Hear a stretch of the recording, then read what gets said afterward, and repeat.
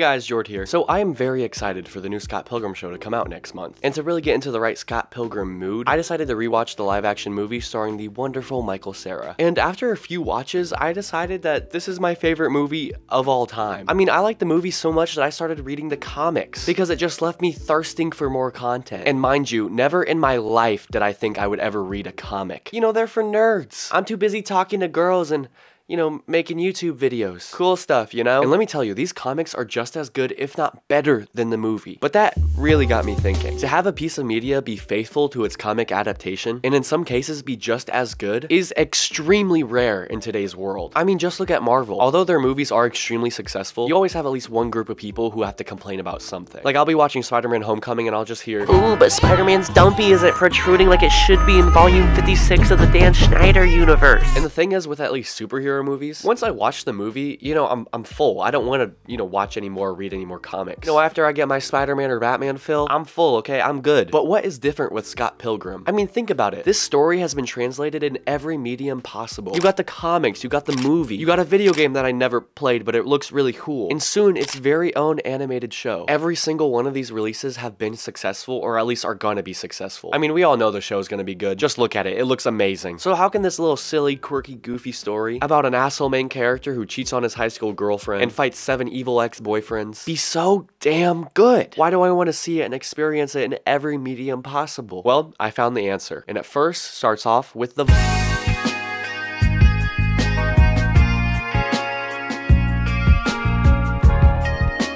Now, I'm exaggerating a little bit. Obviously, storytelling and writing are very important elements in creating good work, but if the vibes are there, the story just gets elevated to another level. Okay, so what exactly do I mean by the word vibes? I mean, the word vibes is kind of oversaturated in today's terms. Just saying the word vibes takes me back to when people dabbed and neurodivergent toys were a trend. So again, what exactly do I mean? Well, I define vibes as the feeling or emotion that resonated with you after experiencing a piece of art. Sure, everyone can follow a story and understand it, but the vibe makes you stick with it. It takes you back to it. It lets you linger in the emotions. It immerses you in not just the story, but the feeling the characters are going through. For example, I know I keep bringing up superhero movies, but I think a great example of this is the Batman movie. I mean, I still remember sitting in the theaters watching this guy inject himself with steroids and thinking, damn, this guy definitely listens to Cardi. Not only did I comprehend the story and follow through the struggles Bruce Wayne has with his identity, but I also felt cool as hell. You know, when Batman walked up on the Penguin like that, like, are you kidding me? The music choice, the choreography, the cinematography, and any other film buzzword I can think of made me feel like Batman. But okay, back to the actual point of this video, Scott Pilgrim. In each adaptation, the creators were able to create a vibe that I thoroughly enjoyed. And that vibe is weird, it's funny, it's cringe, and most importantly, it's real. I mean, okay, if you think about it, Scott Pilgrim is not realistic at all. There's a pocket dimension, everyone has to fight each other, vegans have superpowers for some reason. Didn't you know?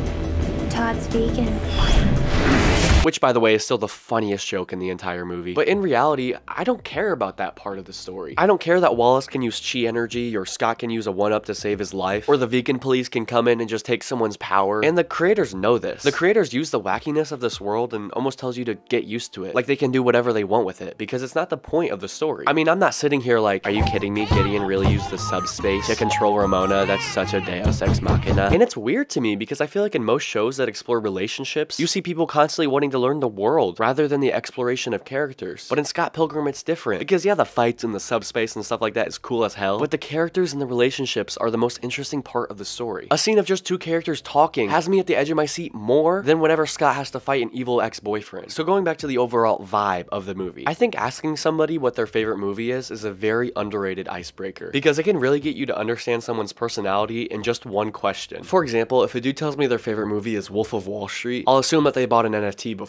If they say their favorite movie is La La Land, I'll assume that they're a hopeless romantic. If they say Perks of Being a Wallflower, I'll check up on them. You guys okay? And if they say Scott Pilgrim, I can't really describe it in one sentence, so I'm just gonna throw a few buzzwords out there.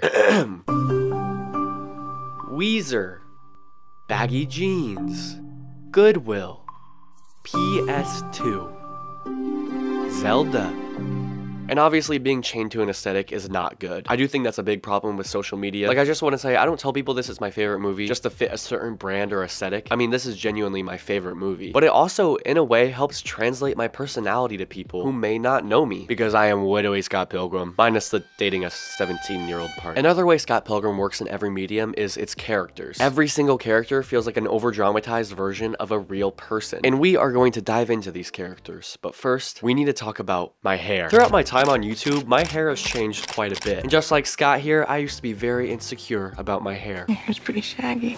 Oh god, I need a haircut, don't I? So when MD Hair decided to reach out to me to sponsor this video, I was very excited, because taking care of my hair is something that's very important to me, and I think I do a good job, even though some of you guys say I look like Dream. With MD Hair, you can take a free quiz on their website that analyzes your scalp and can give you a customized treatment kit with the right ingredients for your personal needs. Here's my results, and since I actually shampoo every day, they showed me I could actually suffer from stage 2 hair loss in the future.